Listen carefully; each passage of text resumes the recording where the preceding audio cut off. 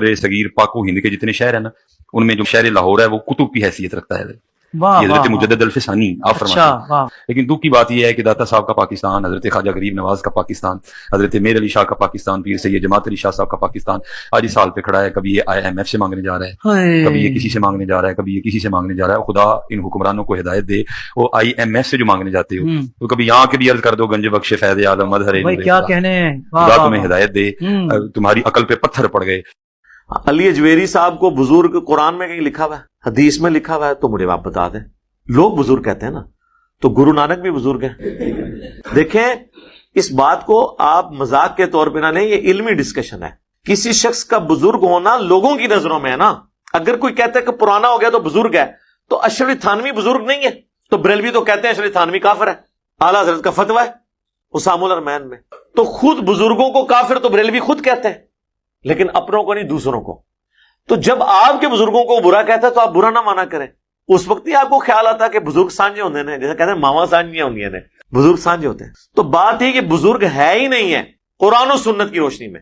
ہاں اب آپ یہ مجھے کہہ سکتے ہیں کہ جی آپ کس طرح کہہ رہے ہیں بزرگ نہیں ہے؟ ہو سکتا ہے ہوں.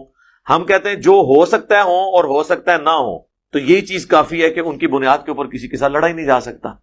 جو بزرگ ڈیفینیٹلی ہیں وہ صحابہ اور اہل بیت ہیں، یا وہ بزرگ جن کی کتابیں ہیں. سر جن کی تعلیمات تھیں نا، آج وہ بزرگ دیکھیں ہمارے ٹیبل پہ ہیں، کتنی احترام سے ان کو رکھا ہوا ہے. ہم سے زیادہ کون بزرگوں کا احترام کرتا ہے؟ تو علی اجویری ہوں، معین الدین چشتی ہوں، اور جتنے جتنے بزرگ، یہ لوگوں نے ڈکلیئر کیا ہے نا بزرگ. قرآن و سنت میں کہیں آیا نہیں. پھر آپ کہیں گے انہوں نے کلمہ پڑھایا. ہم کہتے ہیں اگر کلمہ پڑھانا دلیل ہے تو ڈاکٹر ذاکر نائک نے ہزاروں ہندوؤں کو کلمہ پڑھایا ہے، تو بریلوی دیوبندی ڈاکٹر ذاکر نائک کو ولی اللہ کیوں نہیں مان رہے؟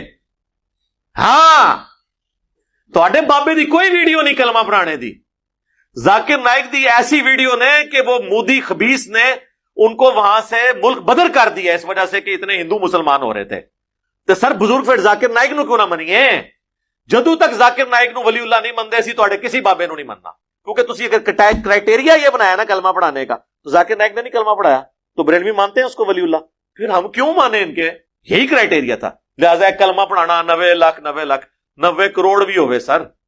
اول تو کسی ویکھیا نہیں، دوسرا ویک بھی لو تو پھر آؤ. پھر وہ پتہ کیا کہیں گے؟ کلمہ تو پڑھایا ہے ہندوؤں کو، لیکن ذاکر نائک جو ہے نا اس کے عقیدے ٹھیک نہیں ہیں. سر یہی مسئلہ آپ کے بزرگوں کے ساتھ بھی ہے. اکثر قبر چاٹو ہیں، قبروں سے مانگنے والے ہیں. ہم ان کے عقیدوں کو کیسے صحیح مانیں؟ جب علی اجویری صاحب کشف المحجوب میں یہ لکھیں کہ میرا مسئلہ ہوا تو میں بازید بستامی کی قبر پہ جا کے میں نے جھاڑو دیا اور میرا مسئلہ حل ہوا، تو پھر سر علی اجویری صاحب کی قبر پہ بھی لوگ آ کے جھاڑو ہی دیں گے نا. کہتے ہیں پرانے بزرگوں نے کہیں نہیں کہا تھا ہماری قبروں پہ آ کے کرو. سر وہ کہہ کے گئے تھے.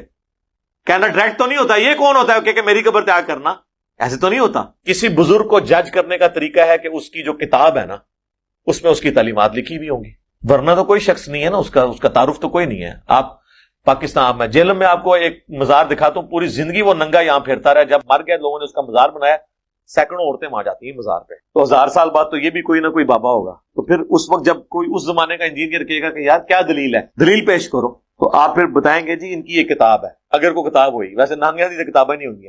اور جن کی کتابیں ہیں نا ان کتابوں میں وہ الفول چیزیں لکھی ہوئی ہیں کہ اس کے بعد تو حسن ظن قائم ہی نہیں رہتا. پھر کہتے ہیں نہیں کتابیں تھیں ان کی لیکن نہ وہ تبدیل ہو گئی. اچھا جن کی کتابیں ہی تبدیل ہو گئی پھر تو کوئی پتہ نہیں کہ جو اس میں صحیح باتیں بھی لکھی ہیں وہ انہوں نے نہ کہی ہوں، وہ کسی نے ان کو بزرگ بنانے کے لیے ڈال دی ہو.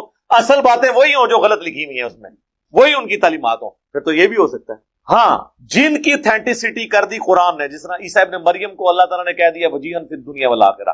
اب پوری انسانیت بھی اکٹھی ہو کے کہنا کہ حضرت عیسیٰ ابن مریم کی تعلیمات غلط تھی ہیں، وہ خود غلط ہے، ہم نہیں مانیں گے کیونکہ ان کے پیچھے قرآن اور سنت کھڑے ہوئے، ان کو ویریفائی کر. اب انبیاء کے، صحابہ، تابعین کے بعد قیامت تک آنے والے جو لوگ ہیں نا، بعد کے لوگ، ان کے بارے میں کوئی کیسے ڈیفائن کر سکتا ہے کہ بزرگ ہیں یا نہیں؟ لیکن ان تمام چیزوں کے باوجود کسی بزرگ جو مر چکا ہے اسے گالی گلوچ آپ نہ دیں. رہ گئی غلطی وہ آپ ڈنکے کی چوٹ پہ ہائی لائٹ کریں گے.